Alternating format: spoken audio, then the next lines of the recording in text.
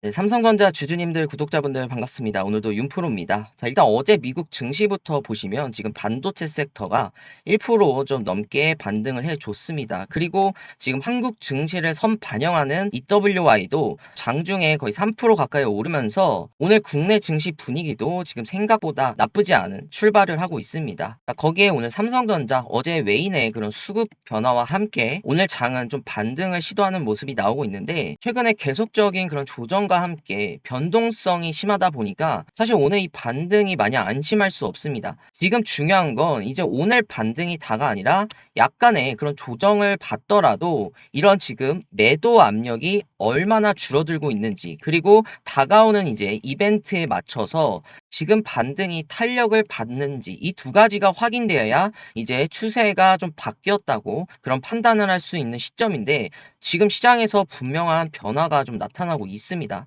그 변화와 함께 지금 이 추세 전환으로서의 신호라고 볼 수 있는지 말씀드리겠습니다. 자, 오늘 영상은 놓치지 마시고 끝까지 좀 따라와 주시고 힘이 될 수 있게 구독과 좋아요도 한 번씩만 부탁드리겠습니다. 자, 그럼 오늘 힘차게 한번 시작해 보겠습니다.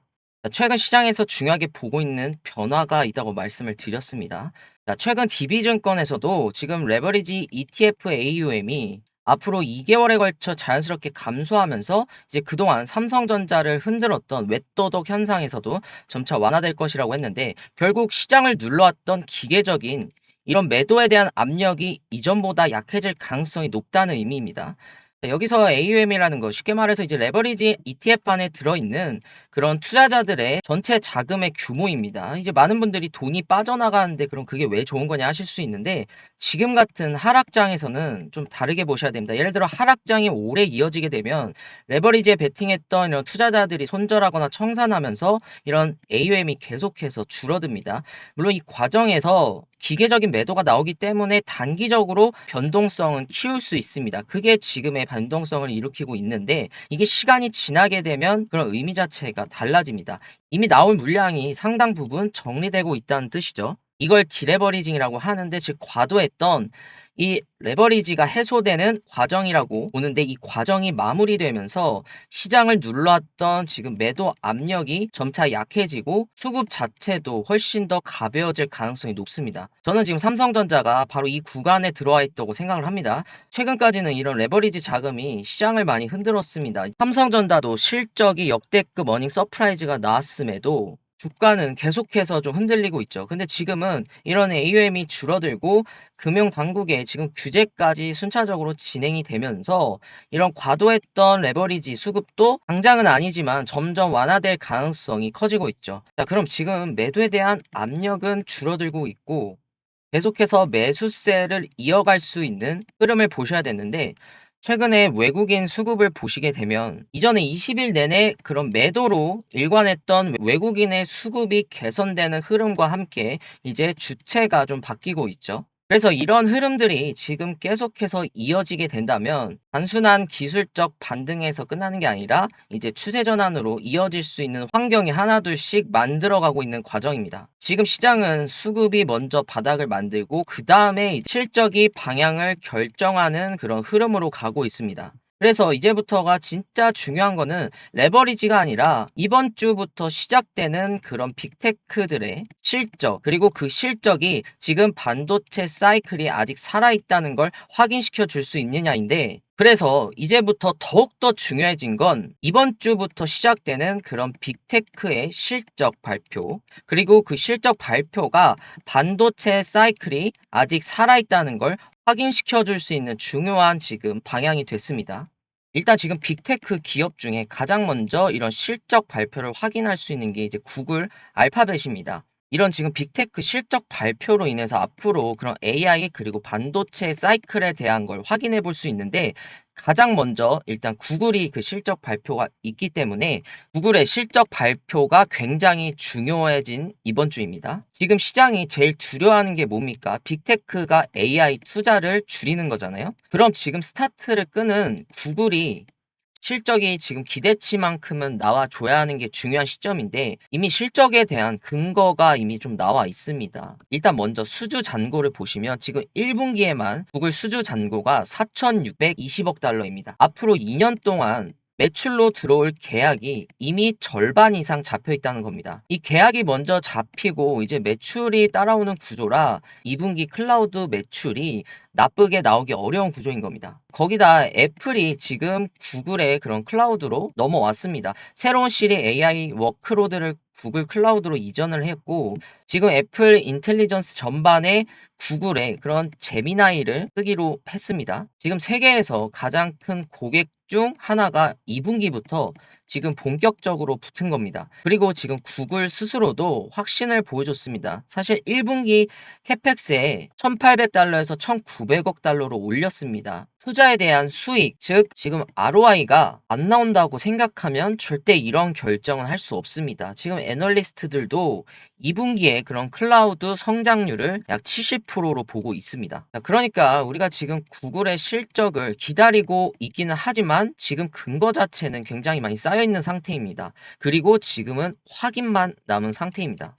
자, 그럼 여기서 이제 구글의 그런 실적들, 이제 빅테크들의 실적이 확인되면 뭐가 달라지냐는 겁니다. 단순히 그런 주가만 오르는 게 아니라 AI 투자가 진짜 돈이 된다는 게 이제 숫자로 증명되는 거거든요. 그러면 시장은 다음 질문으로 넘어갑니다. 이 AI 투자가 계속된다면 반도체는 얼마나 더 필요하냐? 그 답이 오늘 아침에 나왔습니다. 지금 국제 반도체 장비 제조업회 세미가 발표를 했는데 반도체 장비 시장이 2028년에 역대 최대를 찍는다고 합니다. 자, 우리 돈으로 지금 338조 원을 전망하고 있고, 자, 올해만 보셔도 지금 전년 대비해서 약 23.2% 정도 성장이고, 지금 5년 연속 지금 성장세를 보고 있습니다. 이게 왜 지금 중요하냐면 결국에 이런 장비를 산다는 건 공장을 짓고, 이 공장을 짓겠다는 건 결국 물건, 반도체를 더 만들겠다는 겁니다. 그리고 이 반도체를 더 만들겠다는 건 결국에는 할 곳이 있다는 거고, 수요가 충분하지 않으면 이런 지금 투자 계획은 나올 수가 없습니다. 세미의 그런 CEO도 지금 AI는 더 강력하고 효율적인 반도체에 대한 수요를 가속화하고 반도체 장비 시장의 전반적인 투자 확대를 이끌고 있다고 합니다. 그리고 이 중에서 지금 삼성전자랑 당연히 직접 연결되는 숫자가 있습니다. 지금 D램의 장비 매출이 올해만 39% 증가했습니다. 지금 HBM의 수요가 급증하면서 삼전닉스 그리고 마이크론의 그런 생산 능력 확대에 지금 동시에 나선 영향입니다. 그리고 2027년에는 27.4%, 28년에는 15% 가까이 또 성장을 합니다. 지금부터 당장 3년을 내다봐도 이런 D램의 장비 수요가 꺾이는 구간이 없습니다.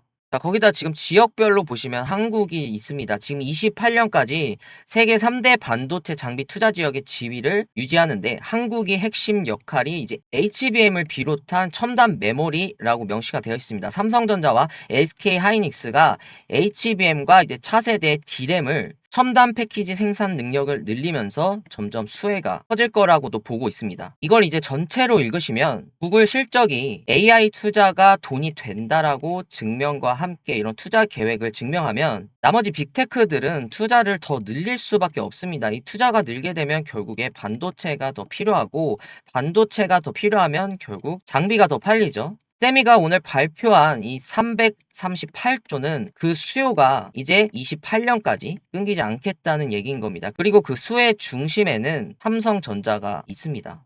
자, 그럼 오늘 내용을 좀 정리하면 지금 삼성전자의 이런 주가가 이제 반등하느냐를 볼 시기가 아니라 반등할 수 있는 조건들이 하나씩 만들어지고 있는 과정을 보고 있는 겁니다.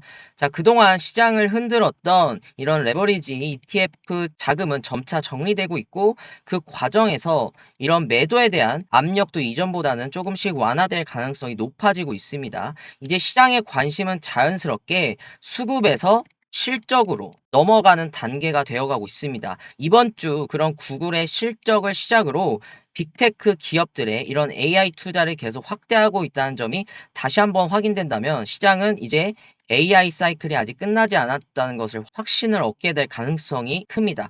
거기에 오늘 세미가 발표한 자료처럼 반도체 시장이 28년까지 역대 최대 규모로 성장하고 이제 D램과 HBM 투자가 앞으로 계속 이어질 거라는 전망이 나오고 있습니다. 즉 지금 단기적인 변동성은 아직 남아있을 수 있지만 중장기적으로 반도체 사이클은 오히려 더 선명해지고 있는 모습입니다. 그래서 저는 이번 실적 시즌을 굉장히 좀 중요한 이벤트로 보고 있고, 단순히 이런 실적 부분만 확인하는 자리가 아니라 AI 투자와 그리고 반도체 그런 사이클이 여전히 살아있다는 걸 시장에서 다시 한번 확인하는 과정이 될 가능성이 높습니다. 만약 그런 흐름 자체가 유지가 된다면 지금까지 이제 삼성전자를 좀 눌러왔던 단기적인 수급보다 우리가 본질적으로 보고 있던 어떤 펀더멘탈이 다시 주가를 이끄는 그런 국면으로 넘어갈 가능성을 충분히 기대해 볼 수 있습니다. 그래서 이번 주는 하루하루 주가에 일일비하기보다 빅테크의 그런 일정들이 앞으로 어떤 메시지를 내놓는지, 그리고 그 메시지가 삼성전자에게 어떻게 연결되는지를 확인해 보시면 좋을 것 같습니다. 자, 그 부분들은 제가 남은 일정들 모두 다 영상에서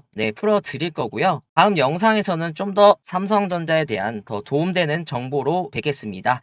자, 오늘도 고생 많으셨고요. 윤프로였습니다. 감사합니다.